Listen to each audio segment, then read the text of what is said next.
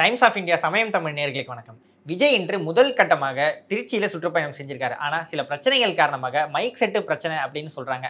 அதன் காரணமாக தொண்டர்களுக்கு எதுவும் கேட்காம நிலை ஏற்பட்டிருக்கு. இது குறித்து நம்மளோட பேசுவதற்காக தமிழ்நாடு இளைஞர் கட்சியை சேர்ந்த திரு நரேஷ் அவர்கள் இருக்காங்க. சார் வணக்கம் சார். வணக்கம் சார், இன்னைக்கு விஜய் பேச போயிருக்காங்க. ஆனால் ஆடியோ ப்ராப்ளம் அப்படின்னு கடைசியாக சொல்லிட்டாங்க. என்ன நினைக்கிறீங்க சார் இதை பற்றி? ஆக்சுவலாக நிறைய இதில் நம்ம பார்க்க வேண்டியிருக்கு. ஆரம்பத்துலேருந்து ஏர்போர்ட்லேருந்தே வந்த விஷயம் இருக்கட்டும். முக்கியமாக எல்லாரும் எதிர்பார்த்து ஒரு 6 மணி நேரம் அங்கே மக்கள் காத்திருந்ததுக்கு காரணம் விஜய் நான் பேசுகிறத கேட்குறதுக்கு. ஸோ அவரை பார்க்குறதுக்கு அங்கே நின்று அவர் என்ன பேச போகிறான்னு கேட்டு அதன் மூலமாக தான் அடுத்த கட்டமாக எப்படி போக போகிறாங்கன்றதை மக்கள் புரிஞ்சுக்குவாங்க. இதுதான் மக்கள் சந்திப்பாக இருக்கும் அப்படின்றத எதிர்பார்த்தோம். ஆரம்பிக்கும் போதே பார்த்தீங்கன்னா ஒரு மைக்கு ஃபஸ்ட்டு பேசுகிறாங்க. அந்த மைக்கில் ஆடியோ நமக்கு ஆக்சுவலாக யூடியூப்பில் சேனல்ஸில் பேசும்போது சேட்டலைட்டுக்கு அவுட்டில் வரவங்களுக்கு எல்லாருக்கும் கேட்டிருக்கு, கிளியராக இருந்தது. அங்கே இருக்கிறவங்களுக்கு கேட்கல. ஸோ அதற்கு பிறகுமே மைக்கை மாற்றி பேசுகிறாங்க. நமக்கு ஒன்றும் கேட்கல, இங்கே அவுட்டில் எதுவும் கேட்கல. பட் ஆனால் அங்கே இருக்கிற மக்களுக்கு கொஞ்சம் கேட்டிருக்கு. நடுவில் இன்டர்ஃபியர் ஆயிருக்கு. அந்த பிரச்சனையும் இருக்குது. ஸோ இது என்னன்றதை நம்ம டீட்டெயிலாக பார்க்கணும். எடுத்த உடனே முதல் தூக்கி போட்டு திமுக காரணம்னு நம்ம சொல்ல முடியாது. ஸோ அது பார்க்கணும். ஏன்னா அது வெளியே வந்துடும், அதை மறைக்க முடியாது. ஏன்னா இது எவ்வளோ பெரிய கூட்டம், அந்த கூட்டத்துக்கிட்ட இந்த மாதிரி ஒரு விஷயம் நடக்குது அப்படின்னா அது என்னன்னு பார்ப்பாங்க. ஜஸ்ட் ஏதாவது டெக்னிக்கல் எரராக இருந்ததுன்னா நெக்ஸ்ட் டைம் அவங்க கிளியர் பண்ணிக்க போகிறாங்க. தென் கண்டிப்பாக நிறைய விஷயங்கள் நம்ம பார்க்க போகிறோம் ஆர்வத்தோட. போன முதல் கூட்டமே இப்படி ஆயிடுச்சு. இது ஏதாவது கொஞ்சம் மைனஸாவோ இல்லை நெகட்டிவாவோ வச்சா என்னடா இப்படி அப்படின்னு ஒரு ஏமாற்றமாகவும் கருதுறீங்களா? இல்லை இதெல்லாம் சின்ன சின்ன தடங்கள் தான். இது நடக்கும், எல்லா இடத்துலையுமே நடக்கிற விஷயங்கள் தான். இப்போ திமுக ராஜா அவர்கள் பேசிக்கிட்டு இருக்கும்போது ஒரு லைட் சாஞ்சி விழுந்தது காற்றுல. ஸோ அந்த மாதிரியெல்லாம் சில அசம்பாவிதங்கள் நடக்கும் தான். ஸோ அது யாருக்கும் எதுவும் நடக்கலை அப்படின்னும் போது அதை கடந்து போகணும், அவ்வளோதான். ஸோ சின்ன விஷயமா நடந்து யாருக்கும் எதுவும் போகாமல் தலைக்கு தலைப்பையோட போச்சுன்னு போக வேண்டியதான். இதுவுமே ஒரு டெக்னிக்கல் இஷ்யூ தான். அவர் பேச வந்த விஷயங்கள் இன்னொன்று அது அறிக்கையாகவும் வெளியே வரும். எப்படியும் செய்திகள் உங்களுக்கு இன்புட்ஸ் வந்திருக்கும். ஸோ அதை வச்சு ஒரு அறிக்கையை கொடுக்க போறீங்க, மக்களுக்கு போய் சேர்ந்துடும். ஸோ மெசேஜை விட மெசஞ்சர் மேட்டர்ஸ். அவர் சொன்னது என்ன அப்படின்றத அங்கே கேட்கலனாலும் அவங்களுக்கு போய் சேர்ந்துடும். எல்லார் கையிலையும் மொபைல் இருக்குது. அதனால இன்னைக்கு ஈஸியாக எல்லார் வீட்லையும் ரீச் பண்ணிடலாம். பட் ஆனால் எல்லாரும் எதிர்பார்த்தது என்னன்னா பழைய பொலிட்டிஷியன் மாதிரி மக்கள்கிட்ட போகணும், அவங்க கிட்ட பேசணும், மீடியாவை பார்க்கணும் அப்படின்றீங்க. ஓகே, பார்ப்போம். ஒன்னொன்னா நீங்கள் கேட்குற எல்லாத்தையுமே அவர் பூர்த்தி பண்ணிகிட்டே வந்துட்டு இருக்காரு இல்லையா? இப்போ கூட நம்ம கடைசி இன்டர்வியூ நம்ம அதான் நான் கேட்கணும்னு நினச்சேன். நீங்கள் சொன்னது அப்படியே நடந்துருச்சு. அப்படியே வாக்குறுதியை தான் எடுத்து பேசுவார் அப்படின்னு சொன்னீங்க. அது அவங்களும் வாக்குறுதியை தான் எடுத்து பேசி இல்லை. இங்கே நம்ம ஒரு ஆட்சி இங்கே நடந்துகிட்டு இருக்குது. ஜென்ரலாக நீங்கள் யோசிக்கணும். நம்ம இப்போ நான் அவர் கூட இருந்தேன் அப்படின்னா, விஜய் நான் கூட இருந்தேன்னா அவர் என்ன பேசணும்னு எதிர்பார்க்கணும் அப்படின்ற ஒரு எதிர்பார்ப்பு, அதுதான் நம்ம வச்சோம். அவர் இதெல்லாம் பேசினா கரெக்டாக இருக்கும். ஏன்னா அதெல்லாம் நடக்கிற விஷயம். நம்ம பொய்யான விஷயங்கள் எதுவும் பேச போறதில்லை. கிட்னி விஷயம் இதை பேசு பொருளாக ஆகாமல் இங்கே ஊடகங்கள் மறைச்சிருச்சு. இதுவே மற்ற கட்சியை சேர்ந்தவங்களுக்கு, உதாரணத்துக்கு அதிமுகவை சேர்ந்த ஒரு நபர், ஒரு எம்எல்ஏ நடத்துகிற ஒரு ஆஸ்பத்திரியாக இருந்ததுன்னா இந்நேரம் நேஷனல் மீடியா அளவுக்கு அது பெருசாக போயிருக்கும். அந்த ஹாஸ்பிட்டல் சீல் வைக்கப்பட்டிருக்கும். இப்போ என்ன நடவடிக்கை எடுத்தாங்க? இன்னொன்று, அந்த விஷயம் நடவடிக்கை எடுக்காமல் மூடி மறைக்கப்பட்டது. அதற்கு பிறகும் அந்த எம்எல்ஏ ரொம்ப ஆணவத்தோட பேசுறாரு, ஒரு பப்ளிக் மீட்டிங்ல பேசுறாரு. இதெல்லாம் மக்கள் மத்தியில் போய் சேரலை. அதை போய் சேர்க்கணும் அப்படின்னு அவர் நினைச்சாருன்னா கண்டிப்பாக போய் சேர்க்க முடியும். ஏன்னா இங்கே ஒரு அராஜக போக்கு இந்த ஆட்சியாளர்கள்கிட்ட வந்திருக்கு. ஆட்சிக்கு வந்துட்டோம், நம்ம தான் பெரிய கொம்பன்ற அளவுக்கு அவங்க மைண்ட் செட் மாறி இருக்கு. எதிர்க்க ஆளே இல்லை அப்படின்ற ஒரு மைண்ட் செட்டும் வந்துருக்கு. அதை உடைக்கணும். அதை அண்ணன் பேசினா உடையும் அப்படின்னு யோசிச்சு பேசியிருக்காரு. இன்னொன்று, திமுக வாக்குறுதி. நம்ம ஒரு இன்டர்வியூக்கு போறோம்னா நம்ம ரெசியூம்ல இருந்தால் நம்மளை கேள்வி கேட்பாங்க. இந்த ஆட்சி என்ன பண்றீங்க அப்படின்றத அவங்க கொடுத்த வாக்குறுதியில் தான் கேட்கணும். நம்ம நாங்கள் சொல்லாததெல்லாம் செஞ்சிட்டோம் அப்படின்னா உங்களுக்கு எது தோதுப்படுதோ, எது உங்களுக்கு லாபமா இருக்கோ, எது வசதியா இருக்கோ அதை செஞ்சுட்டு சொன்ன எதையுமே நீங்க செய்யலன்னா, ஏன்னா நீங்க காலை சுற்றுண்டி போடுவீங்கன்றதுக்காக மக்கள் ஓட்டு போடல. ஏன்னா நீங்க அதை சொல்லலை. மாசம் 1000 ரூபாய் எல்லாருக்கும் கொடுக்குறேன்னு சொன்னீங்க, அதுக்காக ஓட்டு போட்டான். நீட் தேர்வை ஒரே கையெழுத்து கையெழுத்துலேயே நான் நீக்கிறேன் அப்படின்னீங்க, அதை நம்பி ஓட்டு போட்டான். கல்வி கடனை ரத்து பண்ணுறேன்னு சொன்னீங்க, அதை நம்பி ஓட்டு போட்டான். அரசு பணியாளர்களை நிரந்தரம் பண்ணுறேன்னு சொன்னீங்க, அதை நம்பி ஓட்டு போட்டான். இப்படி உங்களை நம்பி ஓட்டு போட்ட விஷயங்கள் எதையுமே நீங்கள் செய்யாமல் இங்கே ஏமாத்துறீங்க, நம்பிக்கை துரோகம் பண்ணுறீங்கன்றதை தான் அவர் தெளிவாக சொல்லணும்னு நினச்சேன். கண்டிப்பாக அதை ரொம்ப தெளிவாக சொல்லியிருக்காரு. அதை தாண்டி லோக்கல் இஷ்யூஸை அட்ரஸ் பண்ணுவாருன்னு சொன்னோம். லோக்கல் இஷ்யூஸை அட்ரஸ் பண்ணியிருக்காரு. திருச்சியில் 2 முக்கியமான அமைச்சர், ஒரு கல்வித்துறை, இன்னொருத்தர் நகர்ப்புற வளர்ச்சித்துறை. இந்த 2 அமைச்சர்கள் இந்த மாவட்டத்தில் இருந்தும் என்ன பயன்றதை கேட்டிருக்காரு. மணல் கொள்ளை அடிக்கிறது எதுக்கு 2 அமைச்சர்னு கேட்குறாரு ஒரு மாவட்டத்தில். இயல்பாக தானே, காவிரி ஆற்றுல மணல் கொள்ளை நடக்கிறதே இல்லையான்னு தமிழ்நாடு முழுக்க நடக்குது. நம்ம ஊரில் சொல்லுவாங்க, மணல் கொள்ளை அடித்தா வீடு எப்படி கட்டுவேன், மலையை குடையிறாங்க, நீங்களே எப்படி வீடு கட்டுவீங்க, நீங்கள் எப்படி கூரையில் இருப்பீங்களா அப்படின்லாம் கேட்குறாங்க. நான் என்ன சொல்கிறேன், தமிழ்நாட்டுக்கு தேவையான அளவுக்கு நீங்கள் எடுத்தீங்க அப்படின்னா வெளி மாநிலங்களுக்கு அதை ஏன் கடத்துறீங்க? இங்கே தேவைக்கு மட்டும் எடுத்தீங்கன்னா இது இன்னும் ஒரு 100 வருஷம் 150 வருஷம் இந்த இயற்கை வளம் பாதுகாக்கப்படும். நீங்கள் அளவுக்கு அதிகமாக இங்கேருந்து எடுத்து அதை பதுக்கி அதை வந்து வெளி மாநிலங்களுக்கோ இல்லை வெளிநாடுகளுக்கோ நீங்கள் ஏற்றுமதி பண்ணும்போது இங்கே இருக்கிற வளம் சுரண்டப்படுது. அது என்ன ஆகும், நம்மளுக்கு ஒரு 200 வருஷம் பின்தங்கி நம்மளை இழுத்துட்டு போகும். இயற்கை சீற்றங்களை பற்றி இன்றைக்கி பேசிக்கிட்டு இருக்கோம், அங்கங்கே க்ளவுட் பஸ்ட் ஆகுதுன்றோம், பூகம்பம் வருதுன்றோம். அப்போ நம்ம இயற்கையை நோண்டிக்கிட்டே இருக்குமே, இதை யாருன்னா அட்ரஸ் பண்ணணும். இல்லைனா இவங்க வந்து இந்த காசெல்லாம் கொண்டு போய் இவங்க என்ன பண்ணுறாங்கன்னா திரும்ப மக்கள்கிட்டயே கொடுத்து மக்களை ஏமாற்றி மக்கள்கிட்ட திரும்ப ஆட்சிக்கு வந்து திரும்பவும் இதே வேலையை வந்து ரொட்டீனாக பண்ணுறதுக்கு இந்த ரொட்டீன் நடந்துக்கிட்டே இருக்குது. இதை யாராவது ஒருத்தர் ஸ்டாப் பண்ணணும். யாரால முடியும்? ஓட்டுக்கு காசு கொடுக்காத ஒருத்தரால தான் இதை ஸ்டாப் பண்ண முடியும். இப்போ நான் உதாரணத்துக்கு சொல்கிறேன், இப்போ ஒரு சாலையில் போகிறீங்க, இந்த சாலை வந்து ஒரு 6 மாதத்துக்கு முன்னாடி போடுறாங்க, ஒரு பாலத்து மேலே போகிறீங்க, அந்த பாலம் இடிஞ்சு விழுது, தரமற்ற பாலமாக கட்டுறாங்க, உங்களுக்கு அடிப்படுது. நீங்கள் அதை கேள்வி கேட்கணும். பாலத்தை கட்டின கான்ட்ராக்டர் யாருன்னு நீங்கள் போகணும். அந்த கான்ட்ராக்டர் ஏன் தரம் இல்லாமல் கட்டுறான்? கமிஷன் கொடுத்துருப்பான். யாருக்கு கொடுத்துருப்பான்? ஆட்சியாளருக்கு கொடுத்துருப்பான். நீங்கள் கான்ட்ராக்டரை கேள்வி கேட்க முடியாது. ஆட்சியாளர்களை கேள்வி கேட்கும்போது அவன் என்ன சொல்லுவான்? கான்ட்ராக்டர் எனக்கு கமிஷன் கொடுத்துட்டான், அதனால் அவனுக்கு தரம் இல்லாமல் பாலத்தை கட்டுறதுக்கு டெண்டர் கொடுத்துட்டேன். இப்படி தான் பேசுவாங்க. அந்த அமைச்சருக்கு காசு எதுக்கு தேவை? அந்த பொலிட்டிஷியனுக்கு காசு எதுக்கு தேவை? மக்களுக்கு கொடுக்கறதுக்கு தேவை, சொத்து வாங்குறதுக்கு தேவை, முக்கியமாக தேர்தல் சமயத்தில் செலவு செய்யறதுக்கு தேவை. தேர்தல் சமயத்தில் செலவு செய்யறதுக்கு தேவை இல்லை அப்படின்னாலே அந்த கட்சி நேர்மையாக நடக்கும். இப்போ திமுக கொடுக்கலன்னு வச்சிங்களேன், அதிமுக கொடுக்கும். அதிமுக கொடுத்துருவாங்களோ அப்படின்ற பயத்திலே திமுகவும் கொடுக்கும்.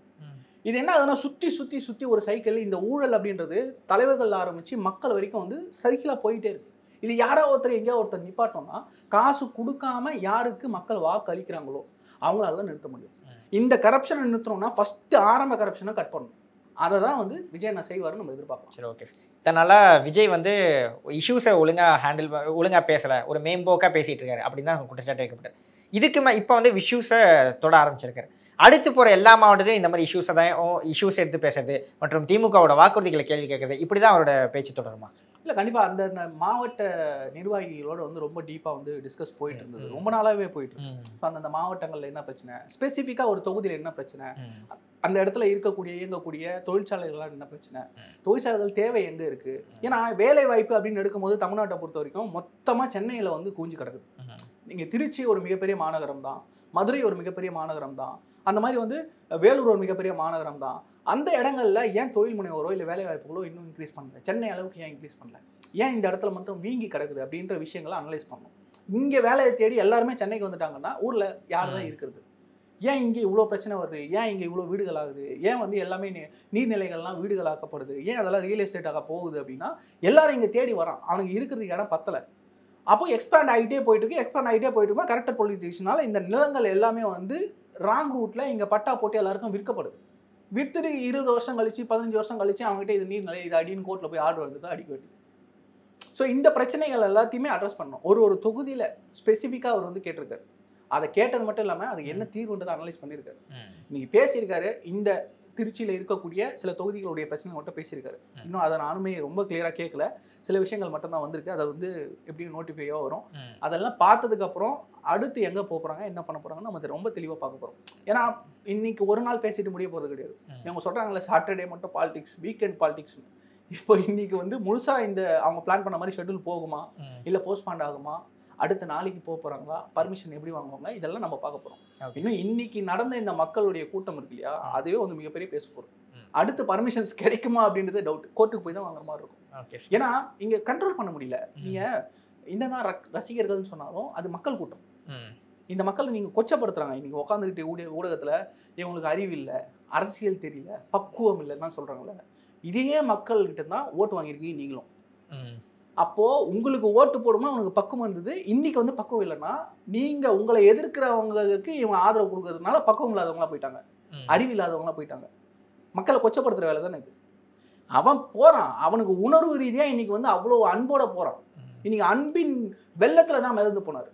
ஏர்போர்ட்டில் இருந்து ஒரு 6 கிலோமீட்டர் 5 மணி நேரம் ட்ராவல் பண்ண வைக்கிற அளவுக்கு. நீங்கள் என்ன சொன்னீங்க, 6 வண்டி தான் பின்னாடி வரணும், அதிகமான வண்டி வரக்கூடாது, வண்டி மேலே ஏறக்கூடாது, வண்டியோட கீழே இறங்கக்கூடாது. பண்ணலை, எதையுமே பண்ணலை. நீங்கள் சொன்ன எல்லா நிபந்தனையும் நான் கட்டுப்படுறேன்.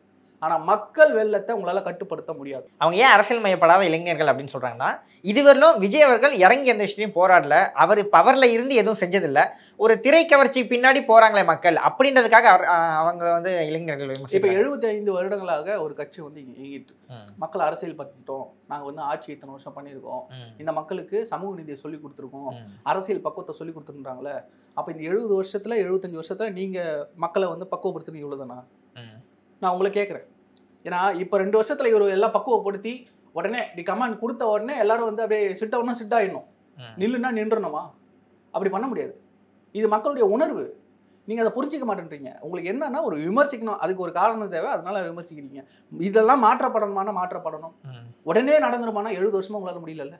70 வருஷம் நீங்கள் ஆட்சி பண்ணி நீங்கள் அரசியல் படுத்தின இதே மக்களை தான் நாங்கள் ஏதோ இம்போர்ட் பண்ணி கூட்டு வரல. செவ்வாய் கிரகத்துலேருந்து இவங்கெல்லாம் கூட்டு வந்துடல. கூட்டு வந்து புதுசாக இன்னைக்கு பிறந்தவங்களை கூட்டு வந்து நிற்க வச்சு ட்ரெயின் பண்ணிடல.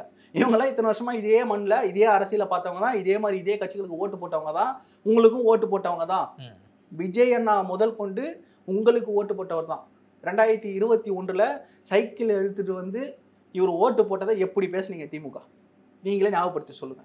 கருப்பு சிவப்பு சைக்கிளில் வந்தார், திமுகவுக்கு ஆதரவு கொடுத்தார், பேசுனீங்களா இல்லையா? பெட்ரோல் விலையை எதிர்த்து பாஜகவை எதிர்த்து விஜய் அவர்கள் இந்த முறை ஓட்டு போட்டிருக்காரு, பயன்படுத்தினீங்களா இல்லையா? இன்னைக்கு நீங்க எப்படி எம்ஜிஆரை பயன்படுத்தலாம், நீங்க எப்படி அண்ணாவை பயன்படுத்தலாம் அப்படின்றீங்க. நீங்க பயன்படுத்தினீங்க.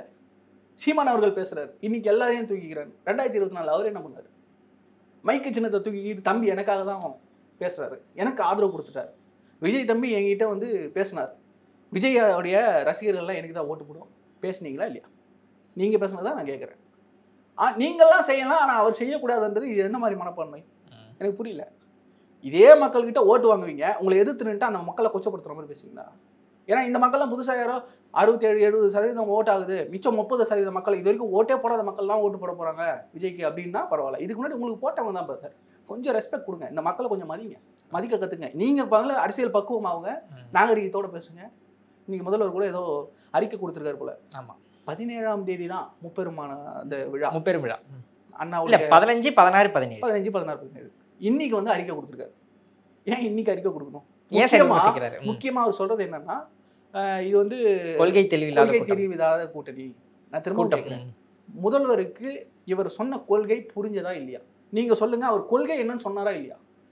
ஜாதி மதம் இனம் பாலினம் அப்படி எந்த பிரிவினையும் இல்லாத மதச்சார்பற்ற சமூக நீதி தான் எங்களுடைய கொள்கைன்னு தெளிவாக சொல்லிட்டாரு.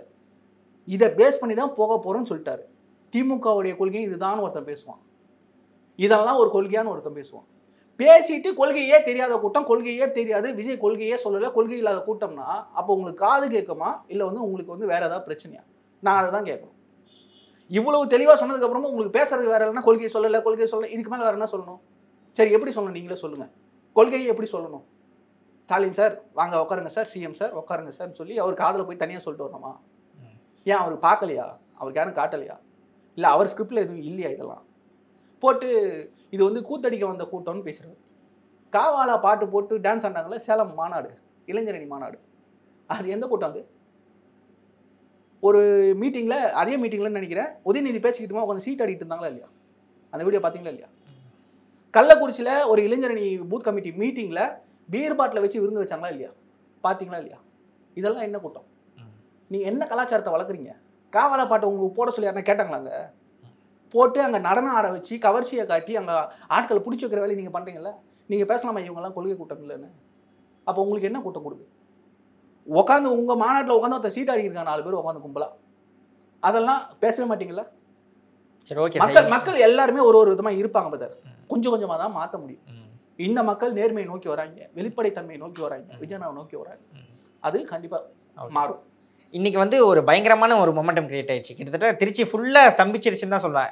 விஜய் வந்ததுக்கு அப்புறம் கூட நாடே ஸ்தம்பிச்சிருச்சு.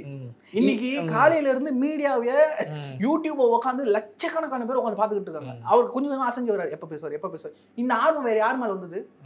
கடைசியா ஒரு மாநாடு, திமுக நடத்தின மாநாடுல இதை பேசினாங்கன்னு ஒரு தலைவரை பத்தி பேசுங்க பார்க்கலாம், ஞாபகம். ஆனா விஜயண்ணா முதல்ல கல்வி விருது விழாவில் என்ன பேசினாருன்னு மக்களுக்கு தெரியும்.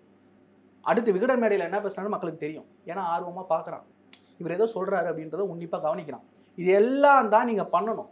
நீங்கள் என்ன பண்ணுறீங்கன்னா அங்கே ஆபாசத்தையும் வன்மத்தையும் கக்கிக்கிட்டு இருக்கீங்க, எதிர்ப்பு அரசியலை மட்டும் பேசிட்டீங்க. இவர் அதோட சேர்ந்து மக்களுக்கு புரியக்கூடிய அரசியலை பேசிட்டு இருக்காரு. இல்லை, அது ஓகே சார். இப்போ என்னன்னா இன்னைக்கு ஒரு நல்ல மொமெண்டம் கிரியேட் ஆயிடுச்சு, நிறைய லட்சக்கணக்கான மக்கள் வந்தாங்க.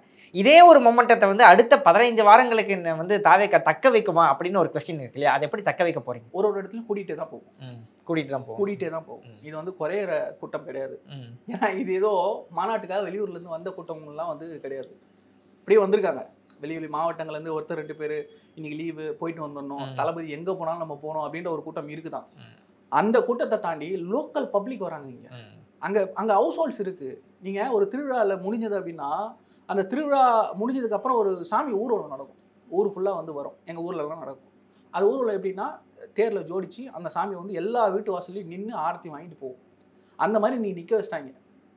நீங்கள் தான் எங்களுக்கு கடவுள். அதாவது போருக்கு போகிறதுக்கு முன்னாடி குலதெய்வத்தை கும்பிட்டு போவாங்கன்னு சொல்லுவாங்க. இன்றைக்கி நான் குலதெய்வங்களை பார்க்க வந்திருக்கேன் அப்படின்றது. மக்களை ஆராதிக்கிறாரு. அவரை வந்து கடவுள் ஸ்தானத்தில் வச்சு பார்க்குறாரு. அப்படிப்பட்டவரை பொறுமையாக நிற்க வச்சு இன்றைக்கி மக்கள் வெள்ளத்தில் அப்படியே மிதந்து தான் வந்தார். எனக்கு அதாவது இந்த ஏரியல் ஷாட்லாம் பார்க்கும்போது எப்படி இருந்ததுன்னா, இந்த எறும்பு கூட்டம் இருக்கு இல்லையா, இந்த எறும்பு கூட்டம் எதையோ ஒரு இதை வந்து தூக்கிக்கிட்டு போகுது. அந்த வண்டி உண்மையிலே இன்ஜின் ஸ்டார்ட் ஆகி ரன் ஆகி தான் வந்ததா இல்லை இவங்களாம் தூக்கிட்டு வந்தாங்களாம் தெரியல. அந்த வண்டி அப்படி தான் மூவிங்கில் போயிட்டு இருந்தது. ஸோ இந்த கூட்டம் கண்டிப்பாக எல்லா இடத்துலையும் வரும். ஏன்னா லோக்கல் மக்கள் வருவாங்க, அந்த ஊர் மக்கள் வராங்க. நீங்கள் சொல்லுங்கள், பரவாயில்ல, ரசிகர்கள் நடிகர் அப்படின்றத பார்க்க வராங்க, வரட்டும். அப்புறம் ஏன் நீங்கள் கதறீங்க? இந்த கூட்டம்லாம் ஓட் ஆகாது, சரி ஆக வேணாம், நீங்கள் ஏன் பதறீங்க? இந்த கூட்டமெல்லாம் உங்களை ஜெயிக்க வைக்காது, ஆட்சியில் ஏற்ற வைக்காது, சரி நீங்கள் ஏன் பதறீங்க? விடுங்க, விட்டுட்டு போங்க, உங்கள் வேலையை பாருங்க.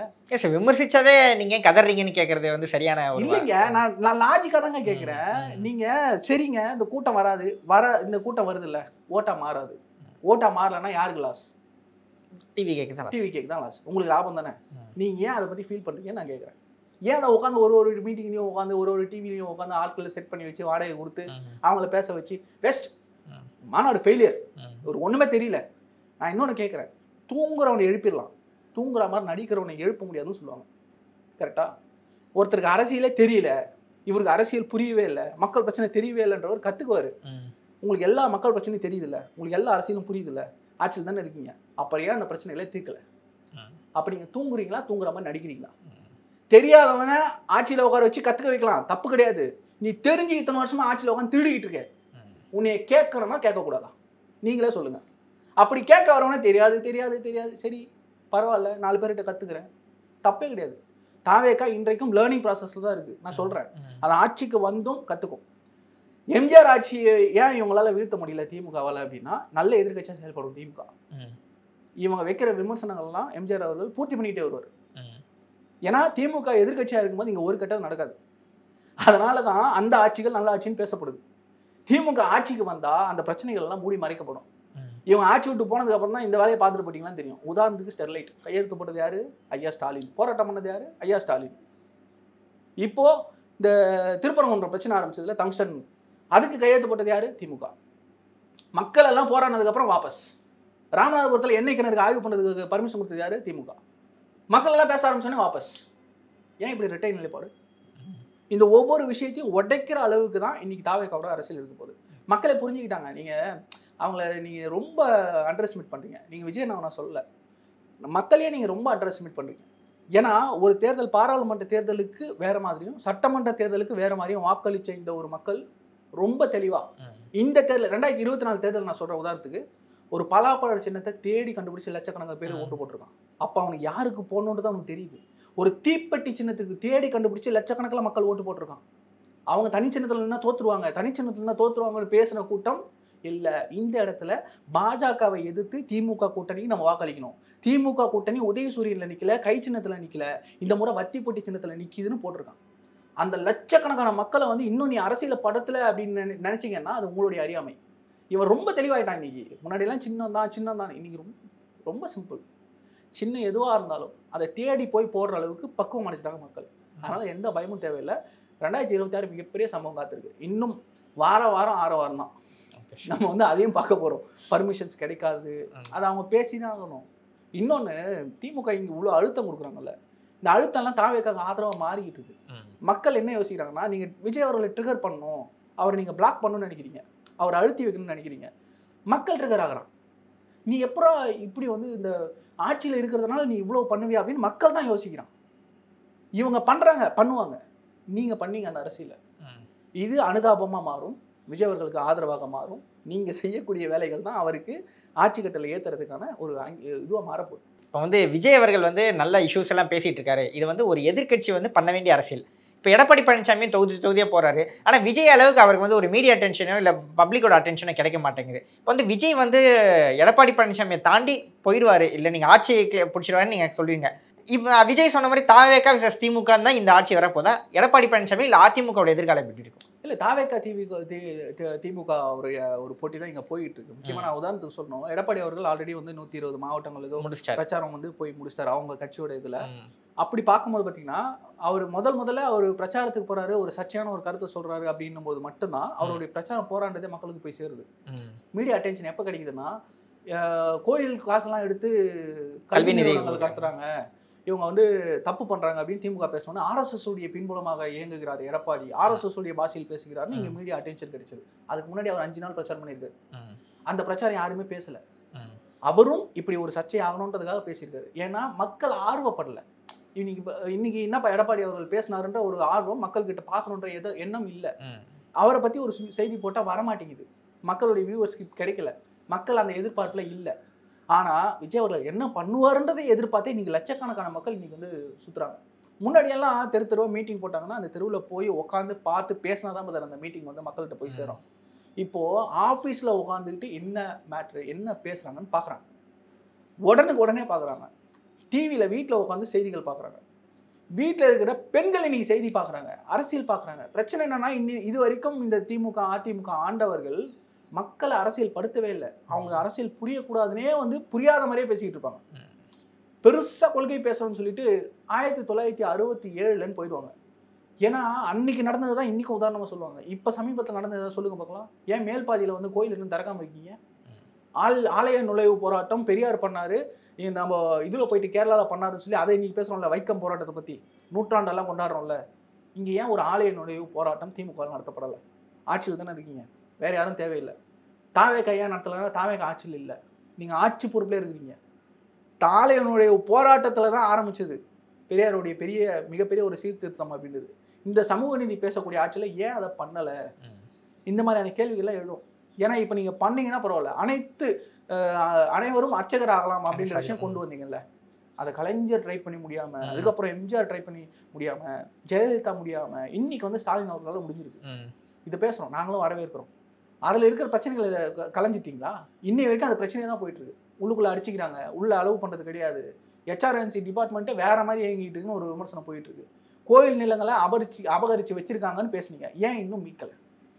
எதிர்கட்சியாக இருக்கும்போது பேசுனீங்கல்ல, எல்லாமே வந்து மீட்டுக்கிட்டே இருக்கணும். அவங்க மீட்டுக்கிட்டே எவ்வளோ நாள் ஆட்சியில் இருக்கீங்க? நீங்கள் எதிர்கட்சியாக இருக்கும்போதே மீட்டுருக்கலாம். இதெல்லாம் நாங்களே போய் இதை பாருங்க, இந்த RTI போட்டோம், இந்த இன்ஃபர்மேஷன் எடுத்தோம், இந்தாங்க இதை மீட்டுருங்க அப்படின்னு நாங்கள் சொல்லி எல்லாத்தையும் நாங்கள் கொடுக்கணுமா? ஃபைலாக எடுத்துன்னு போய் கவர்னர் கிட்ட நின்னீங்களா? இன்னைக்கு ஏன் அந்த ஃபைலில் எங்கே போச்சு? கவர்னர் இன்னுமா சைன் பண்ணல? கவர்னர் சைன் பண்ணலன்னு ஒரு 5 விஷயம். நம்ம வேந்தராக முடியும், யாரை வந்து வேந்தர் நியமிக்கணும், துணை வேந்தர்களை நியமிக்கிறதுக்கு முதல்வருக்கு அதிகாரம் வேணும்னு கோர்ட்டுக்கு போனீங்கல்ல. முன்னாள் அமைச்சருக்கு மேலே நடவடிக்கை எடுக்கிறதுக்கு கவர்னர் அனுமதி கொடுக்கல, கோர்ட்டுக்கு போங்க, ஜெயிச்சுவாங்க. ஏன் கவர்னர் வந்து போட்டு உக்காந்துட்டே இருக்கிற அந்த ஃபைலை? அப்போது நீங்கள் எடப்பாடி பழனிசாமி வரைக்கும் காப்பாற்றுறதுக்காக வேலை பார்த்துட்டீங்க ஆட்சியில். இதே அதிமுக திரும்ப ஆட்சிக்கு வந்தாலும் அதை தான் செய்யும். கண் துடைப்புக்கு ஒரு ரைடு, அதுக்கப்புறம் 4 நியூஸு, அதோட அது காணாமல் போயிடும். 510 யூனிட்டு வீரமணி அவர்களுடைய வீட்டிலேருந்து மணலை வந்து பிடிச்சாங்க.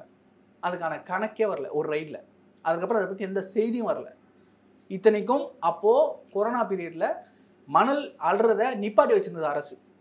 நீங்கள் பர்மிஷனே இல்லாமல் அவ்வளோ எடுத்து உங்களுடைய இடத்துல 510 யூனிட் மணலை பதுக்கி வைக்கிறீங்க அப்படின்னா வெளியே எவ்வளோ போயிருக்கும்? இதெல்லாம் பேசணும்ல இந்த அரசு. ஆட்சிக்கு வந்ததுக்கப்புறம் மற்ற எதிர்கட்சி அமைச்சர்கள்லாம் இல்லை, நாங்களும் ஆளுநர் எதிர்த்து இப்போ கேஸ் போட்டுருக்கோம். இப்போ முந்தா நேற்று கூட வந்தது. கவர்னருக்கு சொல்லிட்டேங்க, நீங்கள் போறீங்க கல்லூரிகளில் பல்கலைக்கழகங்களில் துணைவேந்தர் நீங்கள் அதை உரிமையை பெற்றுட்டேன்றீங்க போயிட்டு. இதையும் வாங்கலன்னு நான் கேட்குறேன். இதுக்கே அந்த முனைப்பை காட்டலன்னு கேட்குறேன். ஏன் பேசலை? முன்னாள் அமைச்சர்கள் தண்டிக்கப்படுவார்கள் அப்படின்னு எதிர்கட்சியாக இருக்கும்போது பேசுனீங்க, ஆளுங்கட்சியானவொன்னே ஏன் செய்யலைன்னு கேட்குறேன். இதே அதிமுகவும் ஆட்சிக்கு வந்து அதே தான் செய்யும். ஸோ இவங்க 2 பேருக்கும் இந்த அண்டர் கிரவுண்ட் டீலிங் தான். நானும் சம்பாதிக்கணும், நீயும் சம்பாதிக்கணும். நான் ஆட்சிக்கு வந்தால் உன்னை காப்பாற்றுறேன், நீ ஆட்சி வந்தால் என்னை காப்பாற்று. ஆனால் அரசியலில் உங்களை எதிர்ப்போம், பேசுவோம், ரைடு கொடுப்போம், அப்பப்போ இந்த மாதிரி எதனா டச்சப்பில் பார்ப்போம். அதே தான் சென்ட்ரல் கவர்மெண்ட்டுக்கிட்டையும் கூட்டு. ஸோ இவர்களை அகற்றணும் அப்படின்னா புதுசாக ஒரு பிளேயர் உள்ளே வந்தால் மட்டும்தான் இவங்க 2 பேரையும் அடக்க முடியும். அதுக்காக தான் மக்கள் இவ்வளோ ஆதரவு கொடுக்குறாங்க. மக்களுக்கு தெரியுது, ரொம்ப தெளிவாக தெரியுது. ஏன்னா யாருக்கும் வந்து இங்கே இருக்கிற அமைச்சர்கள்லாம் கரைப்படாத கரங்கள் இவங்க பேசுகிறாங்கல்ல, அதெல்லாம் கிடையாதுன்னு தெரியும், எல்லாருக்கும் தெரியும். ஓட்டு காசு கொடுக்குது, ஆமாம். ஏன் கொடுக்குறான்? கொள்ளடிக்கணும், ஆமாம். ஆட்சிக்கு வந்து என்ன பண்ணுவோம்? கொள்ளடிப்பான், ஆமாம், தெரியும், எல்லாருக்குமே தெரியும். இந்த கைப்புண்ணி தேவையில்லை கண்ணாடி. அந்த மாதிரி தெரிஞ்சும் இன்னைக்கு வந்து அதை நார்மலைஸ் பண்ணி போயிட்டோம். நம்ம எல்லாருக்கும் தெரியும் எல்லா விஷயமும் தப்பு நடக்குது. அமைச்சர்கள் பசங்க என்ன பண்றாங்க, எவ்வளோ அமைச்சர்கள் வெளிநாடுகளில் முதலீடு பண்றாங்க, ஏன் தமிழ்நாட்டில் பண்ணல, இதெல்லாம் எல்லாருக்குமே தெரியும். ஆனாலும் அதை நார்மலைஸ், ஆமாங்க அவங்க அப்படி தான் பண்ணுவாங்க, இதுதான் அரசியல், நீங்க போயிட்டீங்க, இந்த அரசியல் கிடையாது, இது வேற மாதிரி இருக்கு, இதை மாற்றணும் அப்படின்னு ஒருத்தர் வராரு, அவர் ஆதரிக்கிறோம். சார் இறுதியாக ஒரே ஒரு கேள்வி. இப்போவே நீங்கள் பார்த்தீங்க திருச்சியில் அவ்வளோ பெரிய க்ரௌடு கூடி அவரோட ஸ்கெடியூலே மொத்தமாக மாறி இருக்கு. இப்போ 15 வாரத்துக்கு நம்ம ஸ்கெடியூல் பண்ணியிருக்கோம். இந்த ஸ்கெடியூலில் வந்து மக்கள் கூட்டத்தினால ஏதாவது மாற வாய்ப்பு இருக்கா? ஏன்னா கூட்டிக்கிட்டே இருக்குது, விஜய் அவர்கள் போகிறதுக்கு தாமதமாகுது, 2-3 மாவட்டங்கள்லாம் ஒரு நாளைக்கு ஸ்கெடியூல் பண்ணியிருக்காங்க. இந்த பிளானில் ஏதாவது இதுக்கு மேலே மாற்றம் வர வாய்ப்பு இருக்கா? இல்லை, வாய்ப்பு இருக்குது பிரதர். அதில் வந்து நான் போன வீடியோவில் தான் சொன்னேன், அவங்களுடைய ஷெட்யூல் வந்து ஒட்டுமொத்தமாக நாங்கள் இதுதான் பிளான் பண்ணியிருக்கோம். பிளானிங் ஒன்று இருக்கும், எக்ஸாக்டாக நடக்கிறது ஒன்று நடக்கும். ஏன்னா நம்ம எல்லா சூழ்நிலையும் நம்ம கணிச்சிட முடியாது. மழை வரலாம், இந்த மாதிரி ஈவெண்ட்ஸ் நிற்கலாம், ஃபெஸ்டிவல் டைமில் பர்மிஷன்ஸ் கிடைக்காம போகலாம், அதனால் அந்த ஈவெண்ட் நிறுத்தலாம், இல்லைனா போஸ்ட்பான் பண்ணலாம், தேதி மாற்றலாம். இன்றைக்கி ஷெட்யூல் பண்ண மாதிரி கரெக்டாக 11 மணிக்கெலாம் அங்கேருந்து கிளம்பியிருந்தாங்கன்னா இந்நேரம் எல்லா ஈவெண்ட்டையும் முடிச்சுட்டு கிளம்பியிருப்பாங்க. பட் இன்றைக்கே நைட் எவ்வளோ நேரம் ஆகும் முடிக்கிறதுக்குன்னு தெரியாது, எந்த இடத்துல போலீஸ் ஸ்டாப் பண்ண போகிறாங்கன்னு தெரியாது, கூடியிருந்த மக்கள் என்ன ஆவாங்கன்னு தெரியாது. ஸோ இதெல்லாம் வந்து நம்மளுக்கு வந்து பிளைண்டாக இருக்குது. ஸோ இது நம்ம போக போக தான் பார்க்கணும். ஒரு நாள் இந்த ஷெட்யூல்ஸ் மாறும், போஸ்ட்பாண்ட் ஆகும், சிலதெல்லாம் டேட் மாறும், தேதி மாற்றினா அந்த டேட்டை வந்து பர்மிஷன் கொடுக்க மாட்டாங்க. பர்மிஷனுக்காகவே நம்ம வந்து போய் நிற்கிற மாதிரி இருக்கும். ஒரு போராட்டம் பண்ணணும் அப்படின்னு பர்மிஷன் போயிட்டுன்னா பர்மிஷன் கொடுக்க மாட்டாங்கன்னே ஒரு போராட்டம் நடத்த வேண்டியதாக இருக்குது. அந்த மாதிரி தான் இருக்குது நிலைமை. ஸோ நம்ம பொறுத்து இருந்து பார்ப்போம், ஒன்று ஒன்றா நடக்க தான் போகுது. ஸோ சூடு பிடிச்சிருச்சு. ஸோ அரசியல் களம் வந்து ஒரு மிகப்பெரிய ஒரு போரை தான் நோக்கி போய்கிட்டு இருக்கு. ஏன்னா இந்த பக்கம் கூட்டணி கணக்குகள், திடீர்னு பார்த்தா இங்கே பக்கம் என்டிஏல இருந்து 2 கட்சி வெளியே வருது, ஆதரவாக பேசுகிற மாதிரி இருக்குது. ஏன்னா இந்த ஒரு மக்கள் ஆதரவை பார்த்ததுக்கப்புறம் கூட்டணி கட்சிகளுடைய மைண்ட் செட் மாறும்.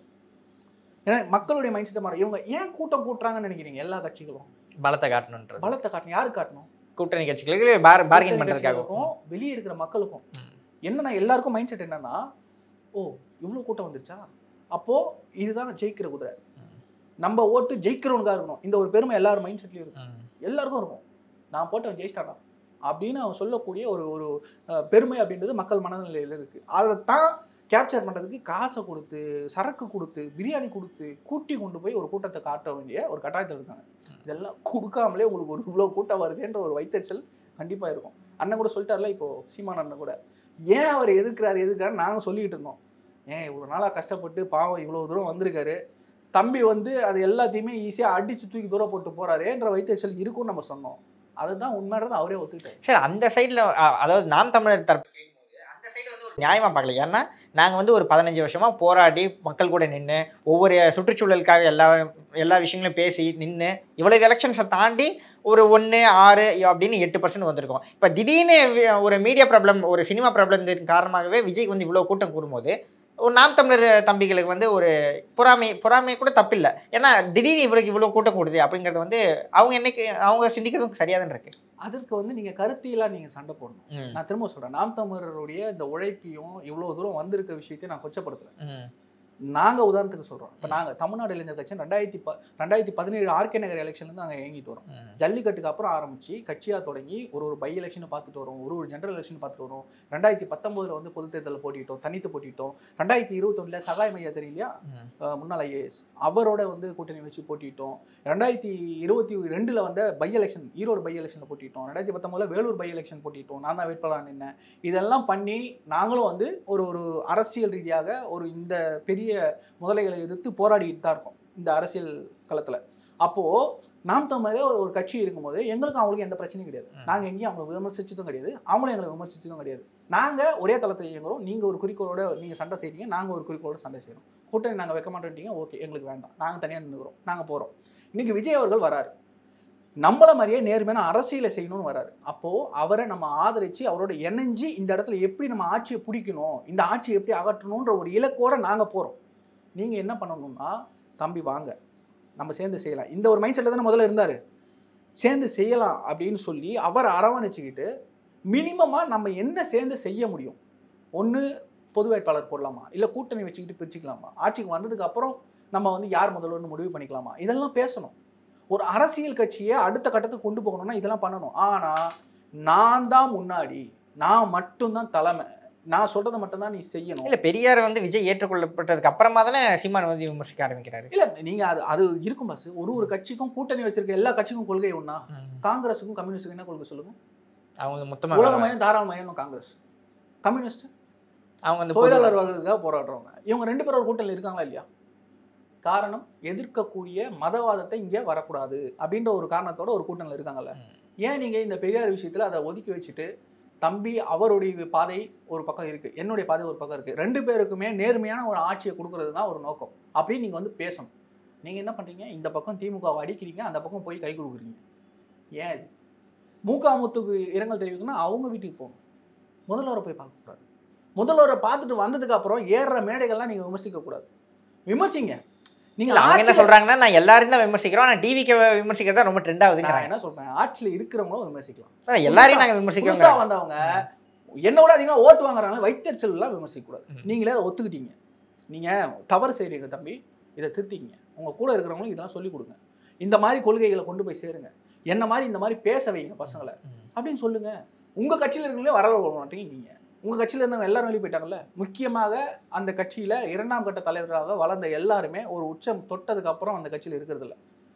ராஜீவ்காந்திலேருந்து, கல்யாண சுந்தரத்துலேருந்து, ஜெகதீச பாண்டியன்லேருந்து, இப்போ ரீசெண்டாக வந்து காளியம்மாள் வரைக்கும் இவங்க எல்லாருமே மக்கள் செல்வாக்க தனிப்பட்ட முறையில் பெற்றவங்க, தனித்திறமைகளோட சீமானனுக்கு ஈக்குவலாக அந்த இடத்த ஸ்பேஸை ஷேர் பண்ணிக்கிறவங்க. உங்களுடைய பாரத்தை குறைக்க வரவங்களாம் நீங்கள் அடித்து துரத்திட்டு சர்வாதிகார போக்கில் நான் சொல்கிறத மட்டும் செய். வேட்பாளர்கள் போடுற விஷயத்தில் பல பிரச்சனைகள் வேலூர் மாவட்டத்தில் எனக்கு தெரியும். எங்கள் கட்சியிலேருந்து நிறைய பேர் நாம் தமிழில் இணைஞ்சாங்க, இணைஞ்சு 10 நாளில் வெளியே வந்துட்டாங்க. இணைஞ்சது 70 பேர், வெளியே வந்தது 200 பேர். 200 பேர் கட்சியை விட்டு வெளியே போகிறாங்க ஒரு மாவட்டத்தில். ஒரே ஒரு மாவட்டத்தில் இருந்துன்னா அங்கே ஏதோ பிரச்சனை இருக்குதுன்னு தான் அர்த்தம். நீங்கள் அவங்கக்கிட்ட நீங்கள் உங்கள் கட்சி தொண்டர்களை எப்படி நடத்துகிறீங்க, எவ்வளவு சுதந்திரம் கொடுக்குறீங்க, அவங்கள எப்படி வளர்த்து விடுறீங்க. ஒரு போஸ்டரில் கூட ஃபோட்டோ போடணுன்னா தலைமையிலேருந்து பேர் பர்மிஷன் வாங்கிட்டு தான் போடணும், போடவே கூடாது. இதுதான் பிரபாகரன் அவருடைய ஃபோட்டோ இருக்கணும், இல்லைன்னா சீமானண்ணா ஃபோட்டோ இருக்கணும். உங்கள் ஃபோட்டோலாம் போடக்கூடாது. அவன் எப்படி அவன் லோக்கலில் பாலிடிக்ஸ் பண்ணுவான், பேசுவதை எப்படி இன்க்ரீஸ் பண்ணுவான், இதெல்லாம் பார்க்கணும்ல. அவனை வளர்த்துக்கிறதுக்கு நீங்கள் என்ன ஹெல்ப் பண்ணீங்க? திரள் நிதி வாங்கி 2 லட்ச ரூபாய் வாடகையில் ஒரு வீட்டில் இருக்கணுமா நான் கேட்குறேன். உங்கள் மாமியார் வீட்டிலேருந்து சொத்து எழுதி கொடுத்தாங்கன்னு சொல்கிறீங்க, கொடைக்கானலில் எஸ்டேட்லாம் வாங்கி கொடுத்தாங்கன்னு சொல்கிறீங்க. ஏன் மாதம் வாடகை கொடுக்க மாட்டாங்களா? ஏன் திரள் நிதியிலேருந்து எடுக்கணும்? இன்னி வரைக்கும் நாங்கள் வசூல் பண்ணுற எல்லா நிதிக்கும் நாங்கள் தெளிவாக கணக்கு வெளியே காட்டுறோம். ஒரு ரூபாயும் கட்சி செலவுக்கு மட்டும்தான் செய்வோம். எங்கள் பர்சனலுக்கு எதையுமே எடுத்துக்க மாட்டோம். பஸ் சார்ஜோ, பெட்ரோல் சார்ஜோ, இல்லை அங்கே போகிறோம் இதுக்கு ட்ராவல் சார்ஜோ கட்சி செலவு வந்து எடுக்க மாட்டோம். கட்சிக்காக ஒரு ஆர்ப்பாட்டம் எடுக்கிறோம், போராட்டம் எடுக்கிறோம், இல்லை எலெக்ஷனை சந்திக்கிறோம், அந்த வேட்பாளருக்கு முடியாமல் இருக்குது, அவனுக்கு கட்டணும், ஹெல்ப் பண்ணணும்னா அதை யூஸ் பண்ணலாம். நீங்கள் வேட்பாளருக்கு கொடுக்குறது ஒரு 2021 ஒரு தொகுதி வேட்பாளருக்கும் 10,000 ரூபாய் இவங்க வந்து டெபாசிட் கொடுத்தாங்க. அதை தாண்டி செலவுக்குன்னு ஒவ்வொருத்தருக்கும் ஒரு மாதிரி காசு கட்சியிலேருந்து கொடுக்குறது. திரள் நிதி வாங்கினா எல்லாருக்கும் ஈக்குவலாக கொடுக்கணும். காளியம்மாளுக்கு ஒரு மாதிரி அமௌண்ட்டும் மற்றவர்களுக்கு ஒரு மாதிரி அமௌண்ட்டோன்னா என்ன நியாயமாக இல்லைல்ல? Okay sir. ஸோ இந்த மாதிரி நீங்கள் வந்து இணைஞ்சு சேர்ந்து விஜய் அவர்களோட பயணித்து இந்த ஆட்சி ஆகட்டணும்னு நல்ல ஆட்சி தமிழ்நாட்டில் கொடுக்கணும். குறைஞ்சபட்சம் இவங்களோட கூட்டணி வைக்கணும்னு நினச்சா பரவாயில்ல. தான் தான் நினச்சி வரவங்க எல்லாரையும் சபார்டினேட் ஆக்கி அவர்களையும் நான் சொல்கிறத மட்டும் நீ பேசு, நான் சொல்கிறத மட்டும் நீ செய்யின்னு ஆக்கும்போது யார் உங்களோட வருவா? இதனால தான் அவருக்கு இன்னும் வீழ்ச்சி தொடங்க போகுது. ஓகே, இது வரைக்கும் நாம் தமிழுக்கு வளர்ச்சி தான், இது வரைக்கும் அவர் பர்சன்டேஜ் குறையல, இதுக்கப்புறம் ஓவராலாக குறைய போகுது. அவருடைய அங்கீகாரம் ரத்தாக போகுது. அது வந்து நம்ம பார்க்க தான் போகிறோம். அந்த கட்சி வந்து இன்னமும் மீண்டு இந்த ஆட்சியை மாற்றணும்னா இதுக்கப்புறமும் வாய்ப்பு இருக்குது. நான் வந்து நாம் தமிழ் கட்சி தாவேக்காவோட கூட்டணி வைக்காது, யாரோடையும் கூட்டணி வைக்காதுன்னு சொல்லல. நாம் தமிழ் கட்சி எதிர்காலத்தை நோக்கி எங்கேயாவது கூட்டணி வைக்கும், அதற்கான தேவைகள் உருவாகும். தாவேக்காவை தேவையில்லாமல் வைத்தறிச்சலை விமர்சிக்காதுன்னு தான் சொல்கிறேன். சார், தாவேக்காவோட வருங்கால பயணம் எப்படி இருக்குது அப்படிங்கிறத பார்க்கலாம். ரொம்ப நன்றி சார், உங்கள் நேரத்தை கொடுத்து உங்களுக்கு கருத்துக்கள்.